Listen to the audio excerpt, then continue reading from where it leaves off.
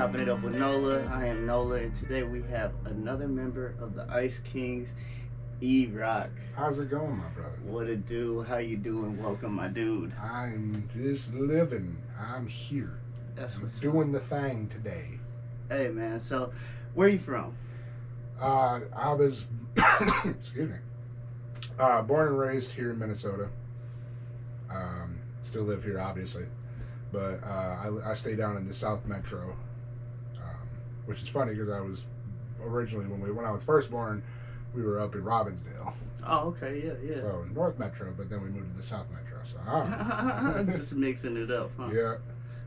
What age did you who got you into the rapping? Who got you into rapping, man? Vaughn Sage.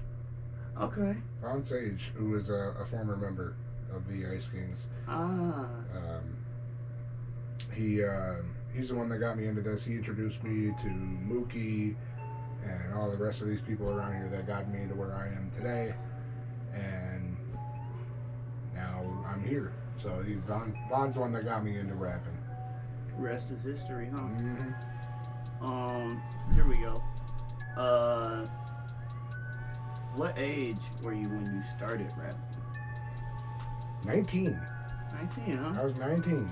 I was kind of a late I was one. just gonna say late bloomer because I mean you hear about nowadays these cats be coming up, they be hungry and ripping right when they like 12 years old, they be saying. But I mean 19 it's not too late, you know, like there's still rappers that come out that are in their 30s and stuff, you know. Yeah.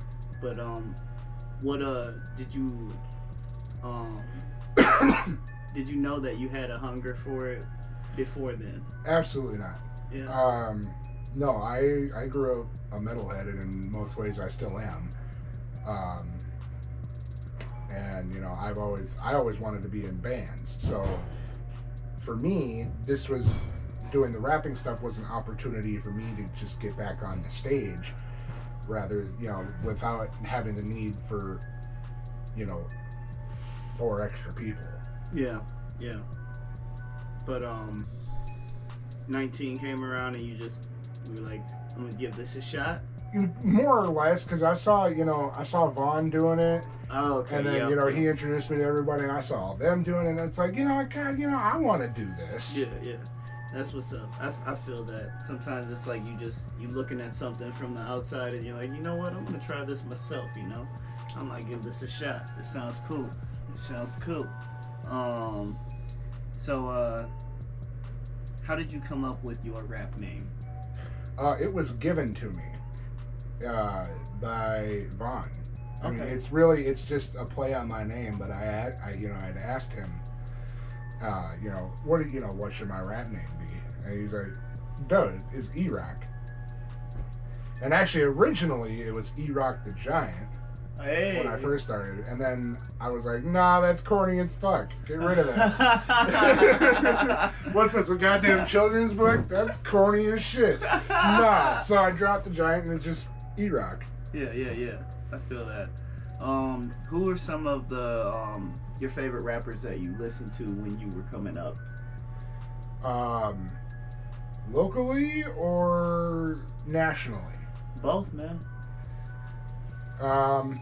Well, obviously, you know, I started listening to a lot of the local guys around here, like Vaughn, Mookie, Ice Kings, before I was in the group. And, you know, some of the other cats that were around. And, but I'd say Vaughn and Mookie are definitely the ones that, you know, have shaped my rap style and the way I do things. And I mean, obviously I have my own little twist on it as well, because I mean, I don't do just hip hop, I also do metal, and I kind of infuse the two. That's sick. And so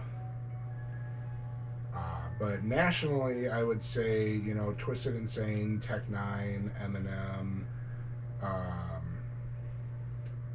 Another one I really like is, oh my god, why can't I think of his name? Khan, K-A-A-N. Huh. Really? Yeah, you ever heard of him? No, I have not. Highly recommend. Highly recommend. I'm going to get that from you after we get done with this podcast. Definitely. I love music. Love me some music. let's get on to the next one. You know, these presents and funny stories, man. Here we go. Do you have any projects you're working on solo and in your group? With the group, yeah, we do have a project that we're working on. It's in the process of being done right now. We're kind of recording bits and pieces of it as we go, as we get them done, and then I get them and I mix and master them, and then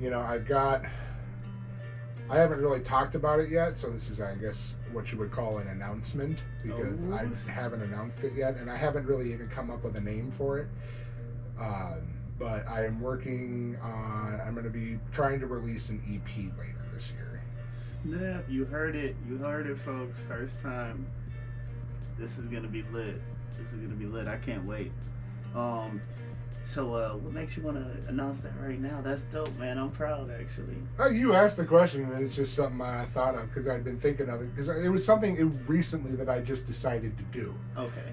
Because, for a while there, I was doing stuff with my band that I was in at the time. I'm no longer in that band. Okay. But I was focusing more on them, so I was taking a break from the solo stuff and some of the hip hop stuff. I mean, obviously I was still doing stuff with Ice Kings, right? But for the most part, I wasn't really doing any solo shows. Like, I didn't hardly do any solo shows last year. Yeah. I don't even know if I did one. Yeah. No, I did do one because I did the King ISO show as a solo set last year. Mm-hmm. Because that's something that I told myself too, is that right now the way it sits, I'm not really doing any shows unless they're like out of town shows or bigger shows. Understandable. I get you. So, what are the perks of working with your homies? Because obviously, Mookie, the Magician, and Black Justice, they're the homies for sure. Absolutely, yeah. So what is it like to be able to create art with your homies? It can be an interesting process because, sometimes not everybody's going to see eye to eye on things. Right. Me and Vaughn used to make beats together all the time. And, it's gotten a lot more difficult because he's very particular with the way he does things. Mm-hmm. And him and I butt heads a lot on stuff when it comes to things, because he's in one mindset and I'm in another mindset where it's like, no, well, maybe we should go this way with it. Right. And he doesn't want to do that, which is like, whatever. Every time we do it, we're doing something on his laptop. So it's like, it's your beat, really. Right. I'm not gonna stress out and push you on this. Mm-hmm. Like, I know damn well once I leave, you're gonna go back and do it the way you were gonna do it. Right. So there's no point in arguing with you over it. But I love the dude. He's my best friend. Sometimes it'd be like that too, though. Like you butt heads, but you butt heads because you guys want to make something so good together. Yeah. That you don't even see that you guys are butting heads. Right. But no, it's nice like that. What's one of the funniest moments you've had in your rapping career, at a show or by yourself, or just something that you saw that you just, oh my God, I fell over laughing?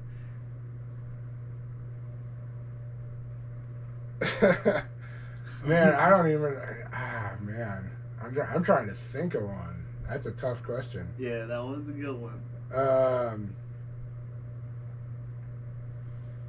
Man, honestly, there haven't been that many that I can think of. The only one that comes to mind for me is when I was doing this show one time up at the Keller Bar in St. Cloud. Okay. And I was somebody I know had asked me to come perform. It was her birthday bash. Shout out to manager LP. She's dope. And so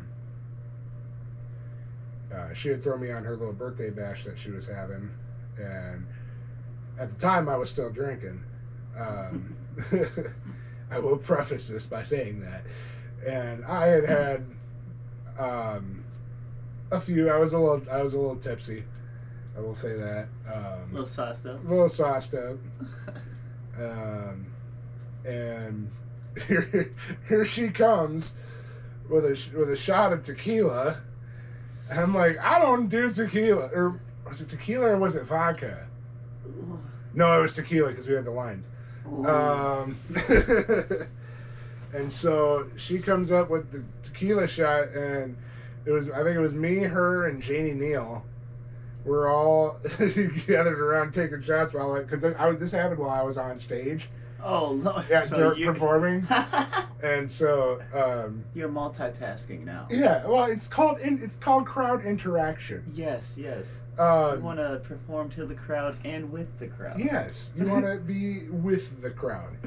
But so we took this shot, and then shortly after that, a song came on. I don't even remember which song it was. Oh boy. Well, this was a long time ago now. It was at least, I want to say, 3 years ago. Okay. And so, this song came on, and I get through, I think, the first verse just fine. And then the second verse, I get about maybe a quarter of the way through it, and I just forget the freaking words. It's like, God, you would think because I wrote the song that I would remember it, right? Absolutely not. Those words were pew out the door. See ya. I literally even said into the mic, I'm like, I forgot the fucking words. Man. So then, I'm sure after that you're just like, oh man, just get me off of the stage now, huh?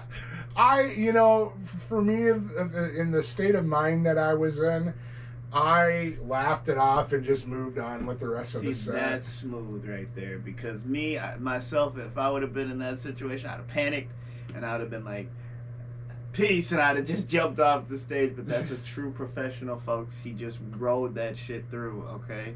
You got to remember, the show must go on.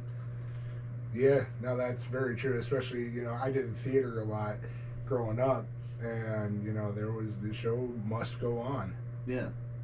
Yeah, I totally agree. You miss a cue, I don't know what to tell you. But you got to keep going. Yeah, absolutely. What do you like to do in your spare time when you're not working on music? Man, I really don't do a whole lot. That isn't music related. Yeah, you're always busy on that kind of stuff. I try to be. That's good though. The grind is, if you see a vision. Lately I haven't really had much to work on. Because right now I think really what I need to do is just record some stuff.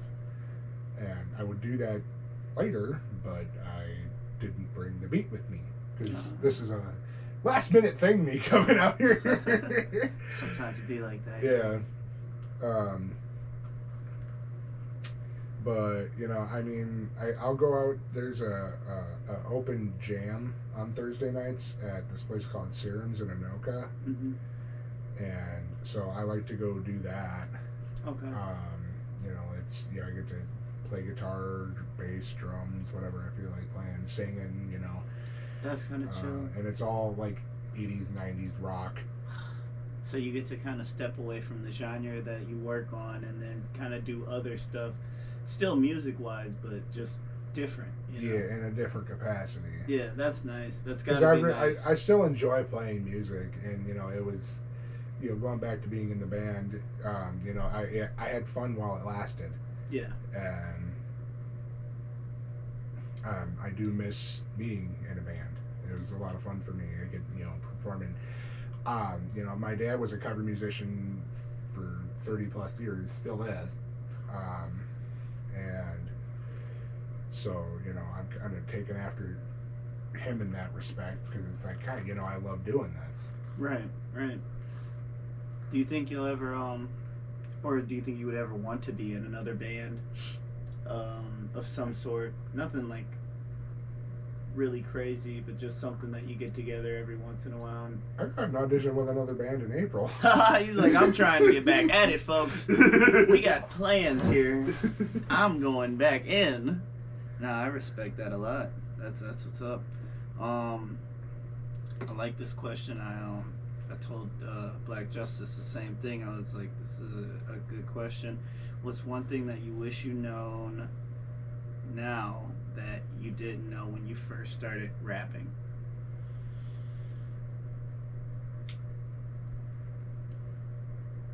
What's one thing that I know now that I wish I would have known? Yep. Man, you asking the hard questions over here. Got me thinking about stuff that I don't normally think about. Yeah.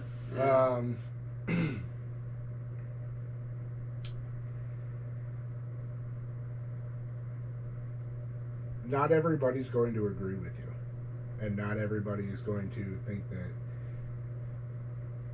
you're the best, so to speak. Just learn to be better at taking constructive criticism and be more open to it. Mm-hmm.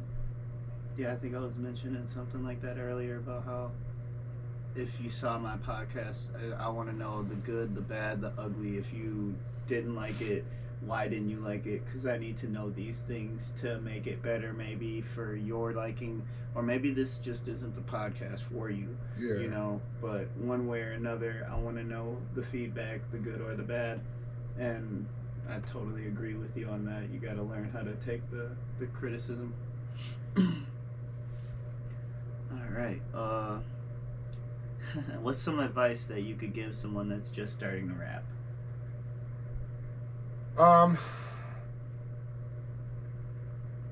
Network. Yeah. You want it these days. It's not about what you know. It's more so about who you know. Because of the people that I have met and that I know, there's a lot of connections that I have gotten and a lot of things I've done because I knew people and they helped me out. Like, when I went on tour, I had people help me get venues. Yeah. That were local to that scene.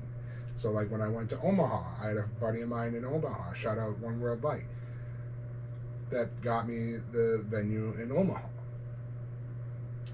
And then in Colorado Springs, the homie Mayday got me a venue there. And then Arizona, I got that one. That one I just reached out to the venue, but then that show ended up getting canceled anyway. And then Texas, I also reached out to the venue. I got them to book me. And then Wichita was also me. So I booked, 4 out of the 6 shows we were supposed to have.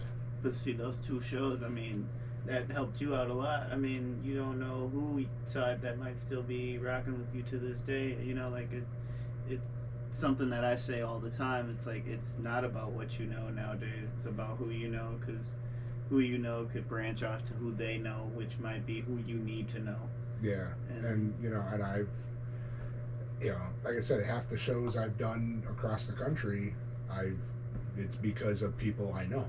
Mm-hmm. Mm-hmm. And it's nice like that too, because like you really appreciate those people. It's like they're kind of along the ride with you, because them helping you is like, man, you're helping me grow too. Like, this is amazing. Yeah, absolutely. I can't express how much I appreciate that. Yeah, no, I totally agree with you.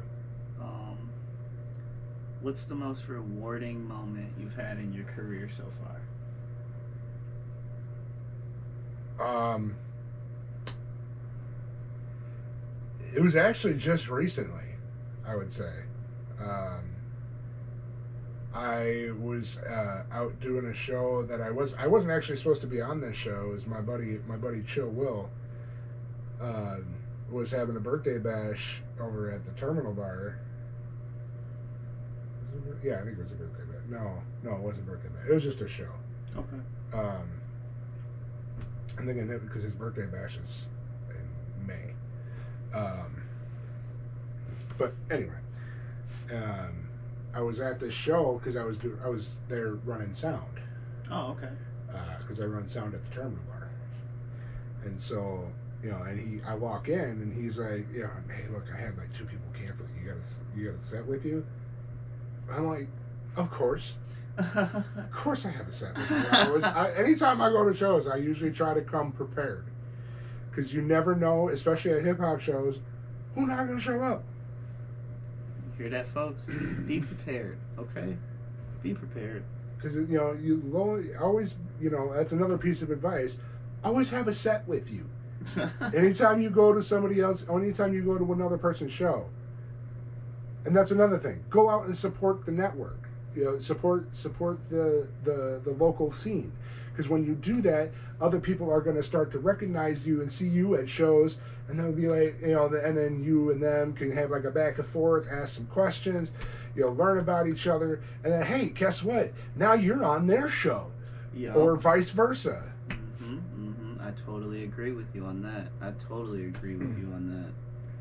But wait, oh yeah. Going back to this, that's right. I forgot too. I was like, man, that was smooth, man. You gave them 3 pieces of advice right there that a lot of people would take and be like, well, I don't want to go support somebody else when I'm trying to get mine. But you need to get out there and support everybody. Like, we're gonna work together and all eat together. That's kind of how I started doing work with the B&E boys. And and a lot of people that I met. But anyway, back to the story. So he asked me to do this set, and I'm like, yeah, of course, I'll do a set. And so I'm doing this set, and I get to one of my songs, and the crowd starts singing my song at me. I'm like, okay. Like, motherfucker, you sing it. How was that moment in your mind? Did that just... That was like one of those moments where it's like, fuck, it's one of those moments where you never think that's going to happen. And then it does. And you're just, honestly, a little starstruck. Because, like, that's something that you only really see that happening in the movies. Or with really, really big artists, obviously. Right. But, for me to get it at the level that I'm at was just absolutely incredible experience. Did it give you goosebumps? A little bit. Yeah. A little bit. Like you said, all right, motherfuckers, you sing, because you almost need to let that moment just set in, just soak it in. Oh, I was absolutely soaking it in. Yes. Damn, man. Absolutely soaking it in. I just wish I remember what song it was. I think it was Breathe. My song Breathe. Man. Do you think that chorus is easy as shit.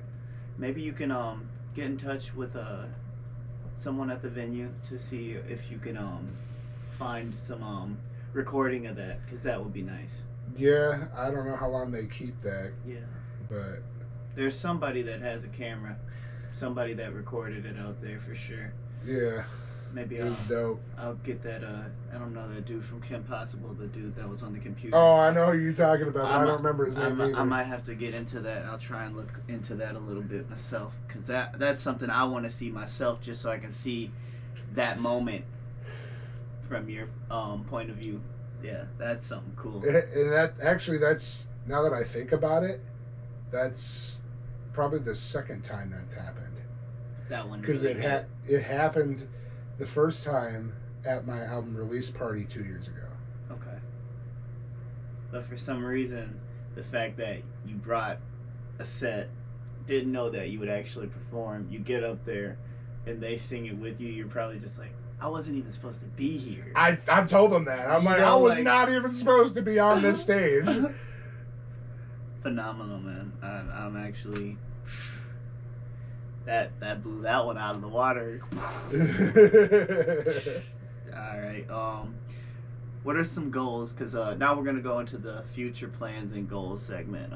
What are some goals that you have for the future, musically and personally? I'd say a big goal that I have is to go on tour again.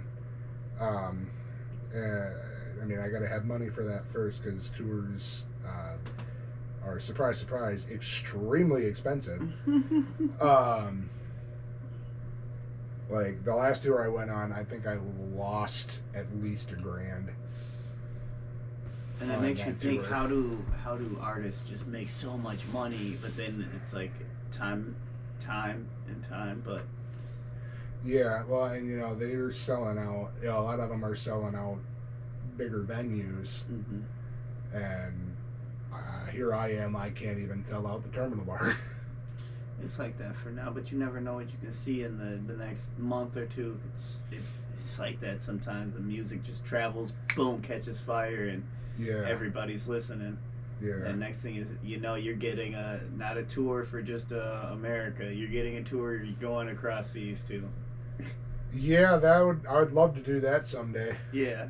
Hey man, the sky's the limit. That's how I feel. My goal. I mean, I've been to Italy before. Can you imagine headlining in Italy? That would be tight. That would be extremely tight. But fun fact about me, in high school I performed at the largest church in the world. Where is that? Vatican. Okay. I'm probably dumb for not knowing that, but it's where the Pope lives. Oh, yeah. Oh, duh. Yo, I'm sorry. It's what it is. Yeah, y'all can judge me if you want. It's the largest church in the world. Really? Yeah. You performed there? Yeah, at a mass. How old were you? I was 17. 17? Yeah. I was 16 or 17. Were you nervous? No. Because I was singing with my high school choir. Oh, another question I wanted to ask you. Do you ever get nervous when you're on stage? Because, like, for me, I get a little nervous before I do a podcast, but I like that nervousness because I know that it keeps me on my toes. Yeah. I don't want to just be comfortable. I'd say for me, it depends on the show. Okay. Like, if I'm doing a show at a bigger venue where I know there's going to be a decent amount of people, yeah, I get a little nervous before I go on stage. But once I'm on the stage and the set goes and I start off and I hit that first note, I'm good. That's fire. That's fire right there.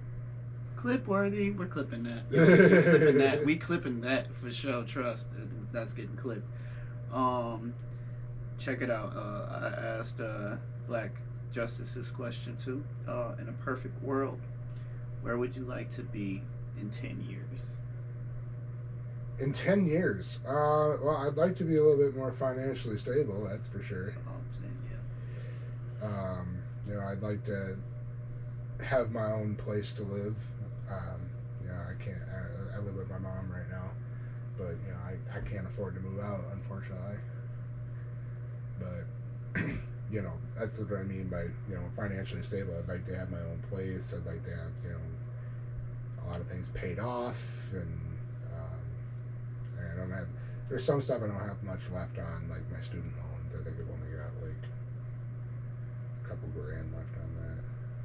Can you see yourself moving out of the state into... In 10 years? Probably not. Yeah. I'd like to.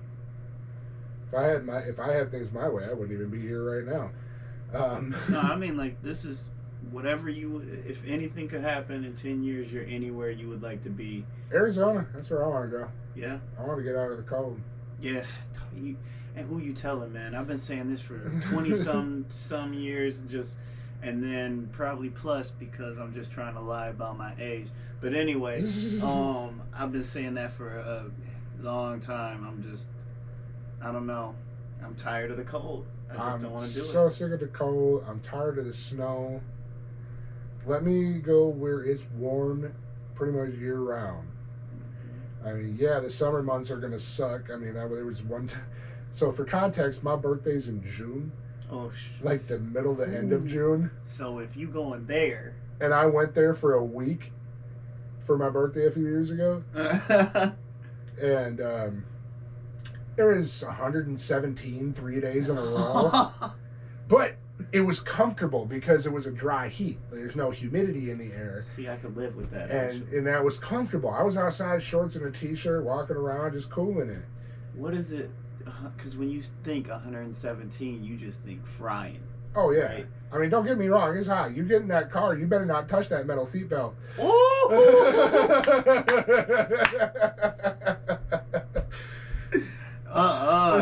You're going to hear some... That is not going to be good. Oh, no. You better make sure you have one of them plastic covers over that seatbelt. Dog. Heck no. And I be thinking about that when I was a kid, and then sometimes I would touch that, but 117 degrees and it's sitting in the sun overnight. You carry the one, subtract that. Ooh, that's some skin. Yeah. Yeah, no, that's hot. Like I said, you better make sure you got some plastic on there somewhere that you can grab and plug that bitch in. Yeah, I feel that. Man. So, here's the plug part. Where can people find your music? All platforms. All platforms. All platforms. And what is it everything. under? Spotify, iTunes, Apple Music, YouTube, Amazon, all that shit. That's what's up. He's a man of many platforms you can find him on. SoundCloud. Do you got any upcoming shows? Solo or Both. Well, I know April 13th the Ice Kings are going to be at the Terminal. And that's with the homie Navarro. He's throwing that one together. And then April 15th, 2 days later, yeah, Ice Kings are at the Green Room in Minneapolis, opening up for King ISO. Shout out to Strange Music and Nice Enough Entertainment. It's gonna be a good show, folks. I'm actually gonna go. I'm gonna go to the show. Is you? Yep, I'm going to the show, bro. Hell yeah. Yeah, you know it. Hell yeah. I'm gonna help you guys out. I'm a special guest referee, if you will. Ah. A man of many traits. Nah, but I'm excited. You get the media pass for the night, huh? Yeah, I'm gonna take care of you guys well. I'm gonna take care of you guys really well. No, I'm excited for that. And what else you got? You got any solo stuff planned? And then April 17th. Woo! This man is busy this April, folks. It's gonna be lit. I'm back at the Terminal Bar doing a solo set. I got some homies coming up from out of town. The homie ATM from Kansas hit me up and asked me to get a date for him for this tour that's going on. I apologize, I don't remember the touring acts' names. But there's a bunch of other local dope artists on there. Like Von Sage is on there with me. I got him booked. And then So Dakota is on there. Bedbury Music. And Mr. Negative. And I am blanking on who else is on that show. But you got a fire group going on that night, that's for sure. It sounds like it's gonna be a lot of fun. Should be. Is that third? No, that's a Wednesday. That's a Wednesday, yeah. Yep, Wednesday night. Yeah, that's gonna 3 days before 420. Yup. You heard that, folks. 3 days before 420, you get your fix in, and then you get your fix in, if you know what I'm saying. You know what I'm saying? Absolutely. Oh, man. Well, I'd like to tell you, look at me again. I can never get through a whole part, even at the end, yo. I was at the end. I was doing so good, bro. Yeah. I'm in the ship. Let me make this left turn real quick. Yeah, I was like, let me go left, right? I'd like to thank my guest, E-Roc, for joining me and sharing with me today some of his stories, memories, what he wants to do in the future, what he's doing present, and what he's done in the beginning of time. Thank you, E-Roc. Absolutely, my brother. I am NolA. This is Chopping It Up with NolA. Peace out. Doses.